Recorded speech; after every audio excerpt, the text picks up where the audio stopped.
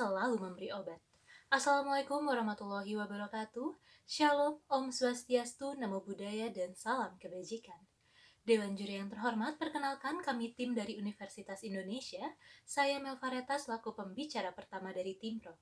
Selanjutnya akan ada rekan saya Alfauzi Rauf selaku pembicara kedua dan Anggi Fauzia selaku pembicara ketiga. Dewan Juri yang terhormat memasuki poin definisi yang pertama tentang pemilihan kepala daerah yang selanjutnya akan disebut dengan Pilkada.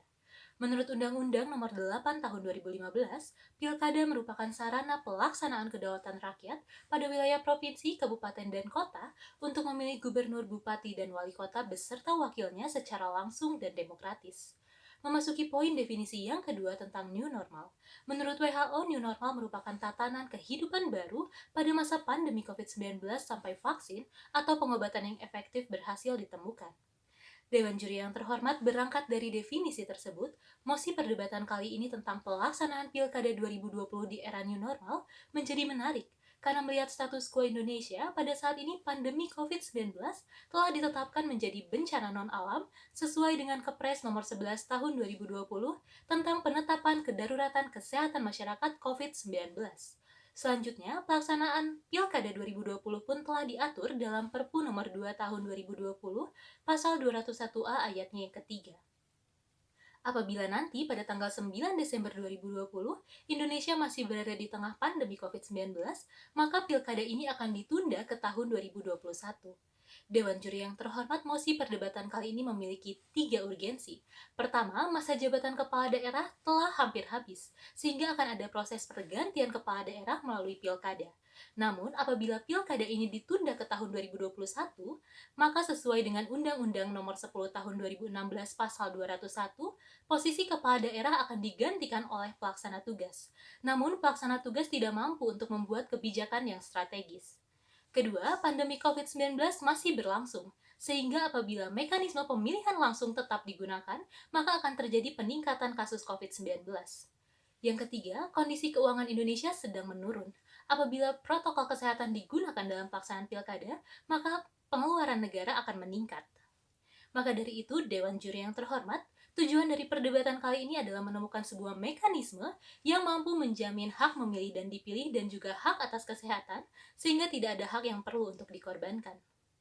Berdasarkan pertimbangan tersebut, Dewan Juri yang terhormat, tim Pro sepakat untuk melaksanakan pilkada di era New Normal dengan membawa mekanisme sistem perwakilan oleh DPRD, baik dalam pemilihan gubernur, bupati, dan wali kota, serta sementara waktu selama masa New Normal ini mekanisme koalisi akan ditiadakan terlebih dahulu. Dewan Juri yang terhormat, mekanisme ini dapat menjamin 3 hal. Pertama, tidak akan terjadi kekosongan jabatan karena pemimpin tiap daerah telah tersedia. Kedua, potensi penyebaran COVID-19 dapat diminimalisir. Ketiga, anggaran yang digunakan akan lebih hemat dan efektif. Dewan Juri yang terhormat, mekanisme ini digunakan hanya pada saat kondisi Indonesia masih dalam masa new normal, sehingga apabila selanjutnya kondisi Indonesia telah membaik, Indonesia akan kembali menggunakan mekanisme pemilihan langsung. Apabila pilkada ini ditunda ke tahun 2021, Dewan Juri yang terhormat tidak ada yang dapat menjamin bahwa pada tahun tersebut pandemi di Indonesia telah berakhir. Dewan Juri yang terhormat, poin argumentasi selanjutnya akan dielaborasikan lebih lanjut oleh pembicara kedua dan pembicara ketiga. Sekian dari saya, lawan berdebat adalah kawan terbaik dalam berpikir. Terima kasih, wassalamualaikum warahmatullahi wabarakatuh. Justitia non est neganda non diferenda. Keadilan tidak dapat disangkal atau ditunda.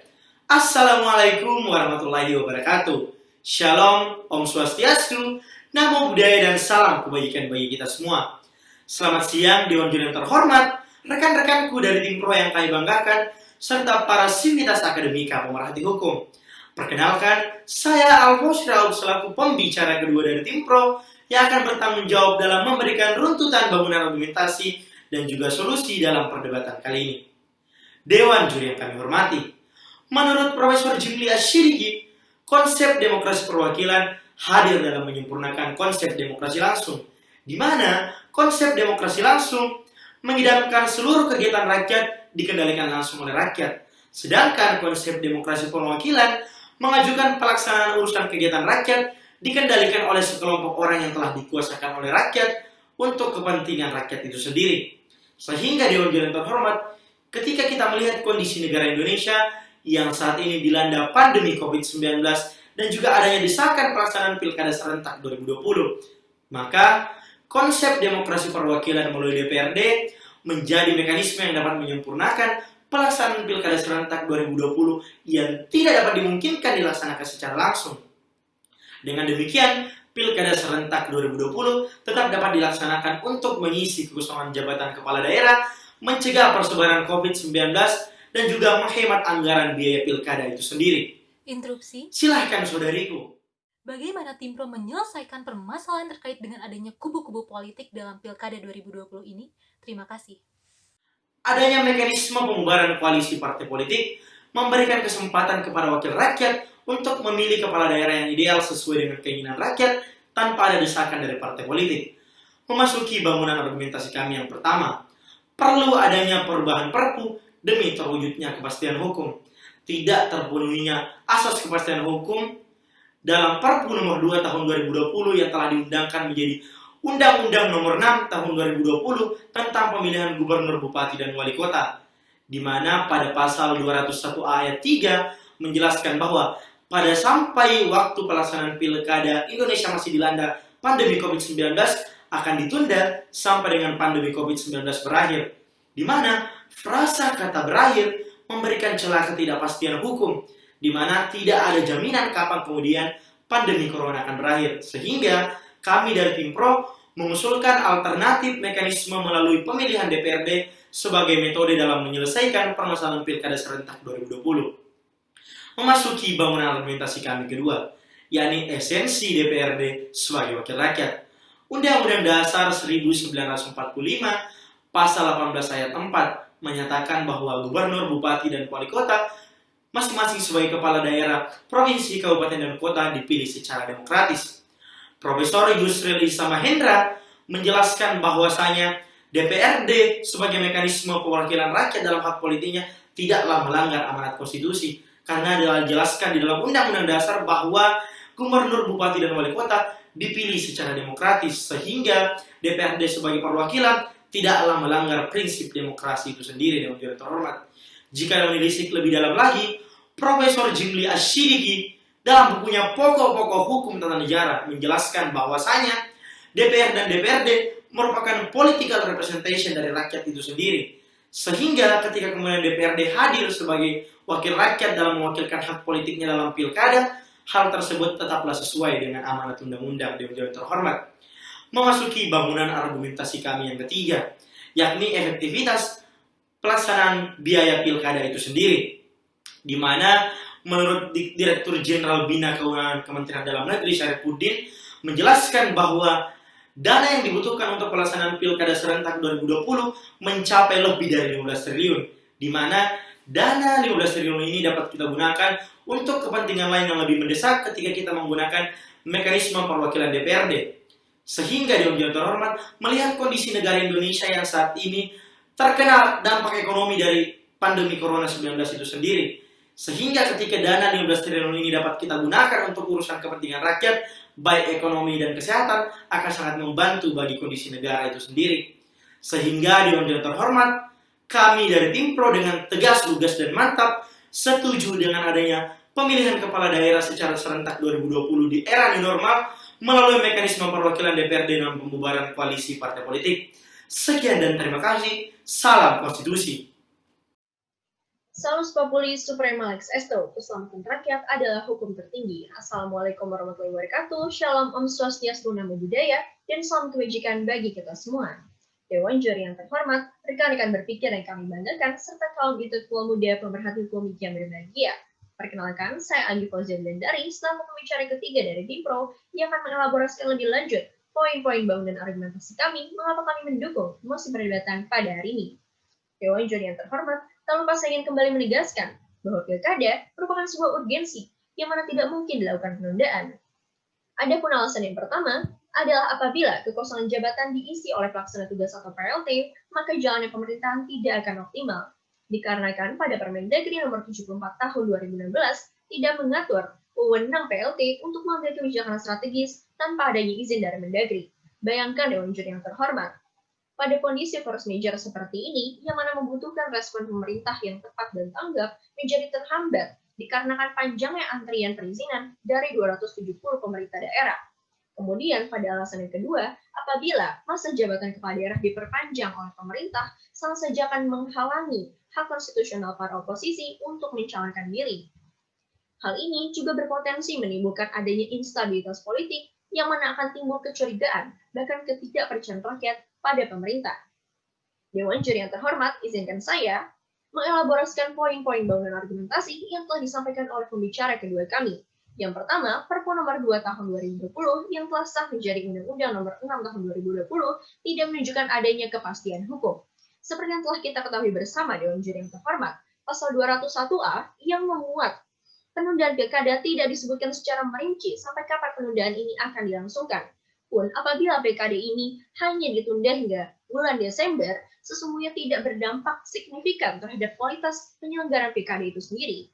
Dikarenakan persiapan pilkada harus dimulai sekurang-kurangnya 6 bulan sebelum waktu pemungutan suara berlangsung, yang mana dengan melihat kondisi saat ini, masih terdapat 70 daerah berzona merah yang tidak siap untuk melangsungkan pilkada. Hal ini kemudian mengindikasikan bahwa ketentuan yang ada pada undang-undang tersebut tidaklah cukup mencapai solusi dari permasalahan hukum yang ada. Dewan Juri yang terhormat, seperti yang telah disebutkan oleh pembicara pertama dan kedua kami, bahwa jaminan keselamatan dan hak konstitusional rakyat dapat berjalan beriringan di masa pandemi ini dengan penunjukan langsung kepala daerah oleh DPRD. Interupsi. Silakan saudariku. Apakah penunjukan langsung oleh DPRD ini masih sesuai dengan prinsip demokrasi yang kita anut? Terima kasih. Terima kasih saudariku.